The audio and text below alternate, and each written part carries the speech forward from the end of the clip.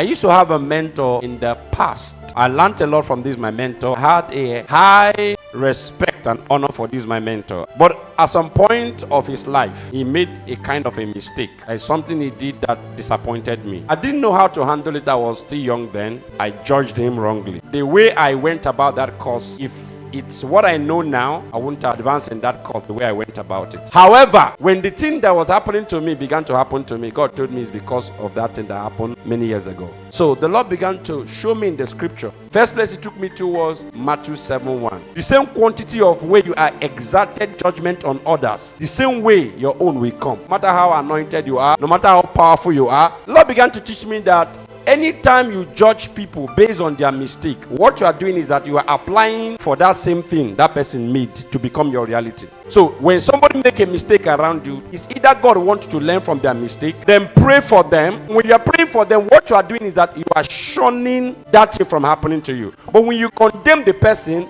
and not the thing the person did, even though the thing is not supposed to happen to you, you have exposed yourself to that same thing. We are supposed to condemn the act, but not the person, because we did not die for them.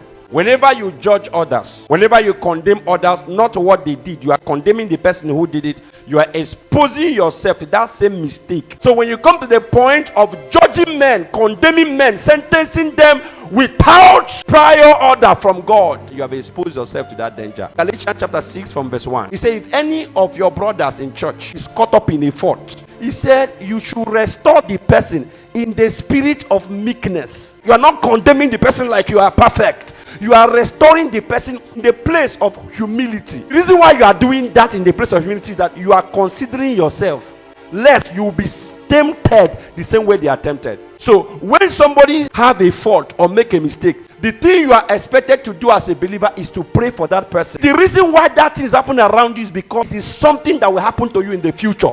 So you are shunning it by praying for that person. I did not know this thing, so I was condemning that my mentor in the past. When people ask me about him, I'll say, that one has fallen out of faith. That one is not part of God anymore. I condemn the person. But however, the same temptation this guy faced that made him fall was coming back to back for me. I was saying, Lord, what is happening to me? If I turn here temptation, is temptation so grievous enough that if not for mercy, I will fall 1,000 times. I prayed and prayed for about 2 weeks. After that prayer that God now showed me, remembered, that's your mentor.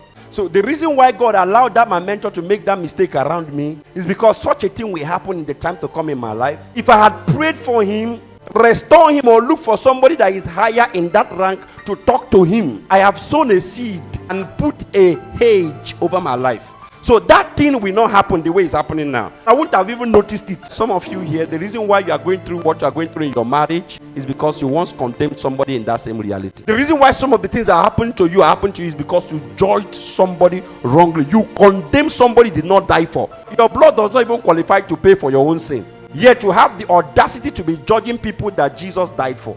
We are allowed to condemn the act, but not the person. Imagine if someone like Stephen had condemned Apostle Paul. He had the opportunity to say, Lord, destroy even Apostle Paul. The scripture we read today wouldn't have read it. We have condemned, we have judged.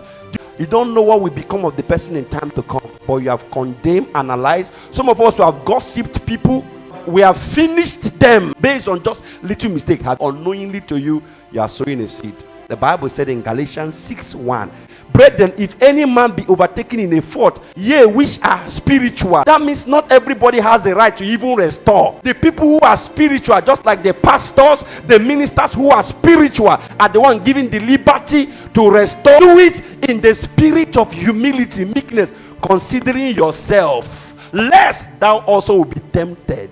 So that was the mistake I made. I accepted it. I came to God and said, Lord, I'm sorry. I had to chat that my mentor, asking him how he is, asking him to send his account number. I told him, I'm sorry, I condemned you in the past. Immediately I did that thing I was facing stopped. The Bible said, do not be ignorant of the devices of the enemy, lest Satan will have an advantage over you. So one of the things that gives Satan advantage over believers is this thing we call judgment mentality. We are being judgmental. So we are going to cry for mercy. Can you open your mouth and cry that cry?